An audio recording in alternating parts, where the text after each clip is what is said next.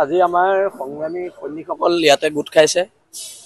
এখন খিলঞ্জীয়াৰ অস্তিত্ব ৰক্ষাৰ এখন যুঁজ, হিন্দু মুছলমানৰ ঊৰ্ধত গৈ এখন যুঁজ, এখন যুঁজ বহিৰাগতৰ বিৰুদ্ধে, এখন যুঁজ বাংলাদেশী মূলৰ মানুহৰ বিৰুদ্ধে।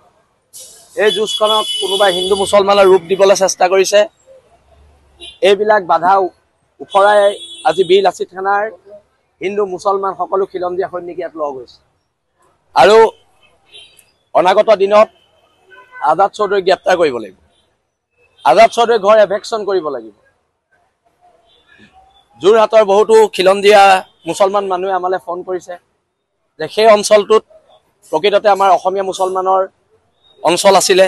বৰ্তমান সময়ত তাত অসমীয়া মুছলমানৰ কোনো ধৰণৰ দপদপনি নাই, কেৱল মাত্ৰ বাংলাদেশী মূলৰ মানুহবিলাকৰ দপদপনি। আৰু আজি যোৰহাটৰ সমূহ খিলঞ্জীয়া মানুহ, লগতে খিলঞ্জীয়া মুছলমানসকলে আমাক আজি সহযোগ কৰিম বুলি প্ৰতিশ্ৰুতি দিছে। সকলো ওলাই আহিব আৰু আমাৰ এই যাত্ৰাত এতিয়া সহযোগী হ'বলৈ দুলীয়াজানৰ পৰা ডিব্ৰুগড় জিলাৰ সৈনিক আহি আছে, লখিমপুৰৰ সৈনিক আহি আছে আৰু আমি সকলো একলগ হৈ আমি ইয়াৰ পৰা ওলাই যাম। আজি যিটো ইতিহাসৰ আটাইতকৈ যিটো ডাঙৰ ৰেলী হৈছিলে, সেইদিনা যোৰহাটত নৰেন্দ্ৰ মোদী আহিছিলে। এতিয়া সেইদিনা যে আমি ৰেলীটো কৰিছিলোঁ, গৌৰৱ গগৈৰ মতে কৰিছিলোঁ নেকি?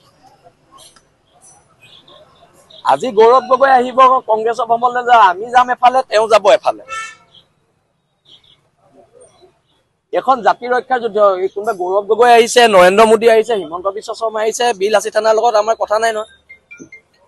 জাতি বচোৱা সংগ্ৰাম আমি কৰি যাম আমাৰ ৰাস্তাত। বিজেপি কংগ্ৰেছে নিজৰ ভোট বেংকৰ ৰাজনীতি কৰি আছে, কৰি থাকক, তাত আমাৰ ক'বলগীয়া একো নাই নহয়। আজি আমাৰ সংগ্ৰামী সৈনিকসকল ইয়াতে গোট খাইছে।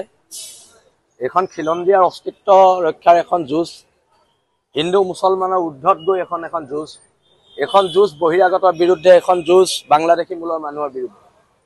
এই যুঁজখনক কোনোবাই হিন্দু মুছলমানৰ ৰূপ দিবলৈ চেষ্টা কৰিছে। এইবিলাক বাধা উফৰাই আজি বীৰ লাচিত থানাৰ হিন্দু মুছলমান সকলো খিলঞ্জীয়া সৈনিক ইয়াত লগ হৈছে আৰু অনাগত দিনত আজাদ চৌধুৰীক গ্ৰেপ্তাৰ কৰিব লাগিব। আজাদ চৌধুৰীৰ ঘৰ এভেকশ্যন কৰিব লাগিব। যোৰহাটৰ বহুতো খিলঞ্জীয়া মুছলমান মানুহে আমালৈ ফোন কৰিছে যে সেই অঞ্চলটোত প্ৰকৃততে আমাৰ অসমীয়া মুছলমানৰ অঞ্চল আছিলে।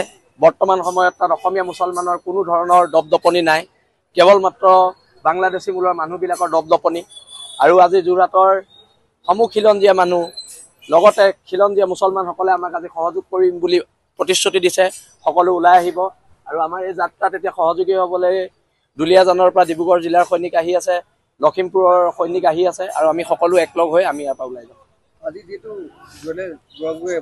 ইতিহাসৰ আটাইতকৈ যিটো ডাঙৰ ৰেলী হৈছিলে, সেইদিনা যোৰহাটত নৰেন্দ্ৰ মোদী আহিছিলে। এতিয়া সেইদিনা যে আমি ৰেলীটো কৰিছিলোঁ, গৌৰৱ গগৈৰ মতে কৰিছিলোঁ নেকি? আজি গৌৰৱ গগৈ আহিব কংগ্ৰেছৰ ভ্ৰমণলৈ যাওঁ, আমি যাম এফালে, তেওঁ যাব এফালে। এখন জাতি ৰক্ষাৰ যুদ্ধ। কোনোবাই গৌৰৱ গগৈ আহিছে, নৰেন্দ্ৰ মোদী আহিছে, হিমন্ত বিশ্ব শৰ্মা আহিছে, বীৰ লাচিত থানাৰ লগত আমাৰ কথা নাই নহয়। জাতি বচোৱা সংগ্ৰাম আমি কৰি যাম আমাৰ ৰাস্তাত। বিজেপি কংগ্ৰেছে নিজৰ ভোট বেংকৰ ৰাজনীতি কৰি আছে, কৰি থাকক, তাত আমাৰ ক'বলগীয়া একো নাই নহয়।